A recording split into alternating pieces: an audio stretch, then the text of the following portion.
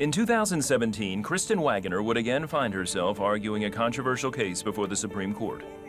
In Masterpiece Cake Shop versus the Colorado Civil Rights Commission, shop owner Jack Phillips had been ordered by the state of Colorado to make wedding cakes for same-sex couples. That went against his Christian beliefs. The principle at stake in Masterpiece is whether an American and a creative professional can be forced to speak a message that violates their convictions. Since 2013, Kristen has been a lawyer at the Alliance Defending Freedom. She's now the senior vice president of the legal division. But before she launched her career, she wanted a solid, biblical-based education in the law. And so for me, the only option was Regent, and I didn't apply anywhere else. I wanted to go to Regent. Kristen says she always knew God had a purpose for her life. When I was growing up, my dad had told me time and again that if you miss what God has called you to do, that you've basically missed the purpose for your life, and that true joy and fulfillment comes from living a life designed to give glory to God.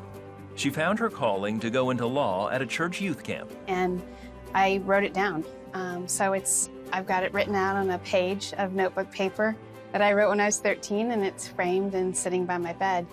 A lot of it is about how hard that it will be to pursue this calling, but that it's to focus on the next generation and to protect religious freedom for Christian schools and religious ministries. Essentially, it's to keep the door open for the gospel. After getting her undergraduate degree at Northwest University, Kristen had her choice of law schools. But for her purposes, Regent Law School was the clear choice. That first year of law school was phenomenal. I mean, just the way that we studied what the law is and where did that come from, looking in the Old Testament and the New Testament. I obviously have worked with a number of lawyers that have gone to Ivy League schools. They don't get that in their legal education, and it was pivotal for me. After graduating magna cum laude from Regent, Kristen went on to a judicial clerkship in the Washington State Supreme Court.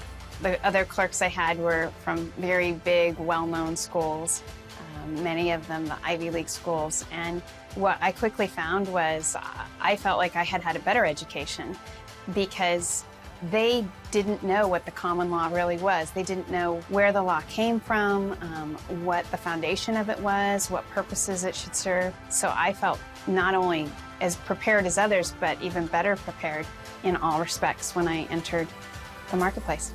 After some time at a prestigious firm in Seattle, Kristen took a position at Alliance Defending Freedom, or ADF, to fulfill God's calling and stand up for religious freedom cases full-time.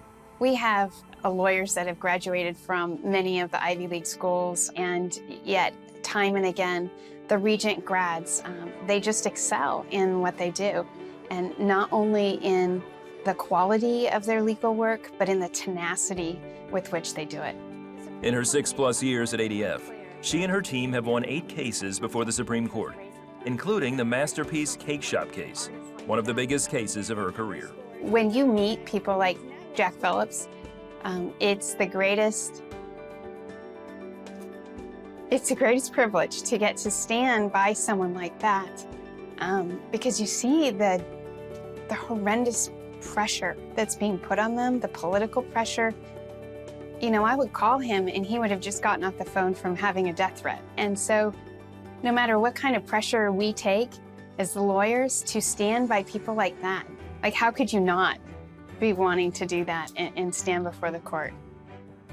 Kristen continues to pursue her calling with passion and excellence, built on the foundation she received at Regent Law School. Every day I try to pray, not only for myself, but for my team, 4 things: that we would have wisdom, that we would have fortitude, that we would have self-discipline, and that we would have joy.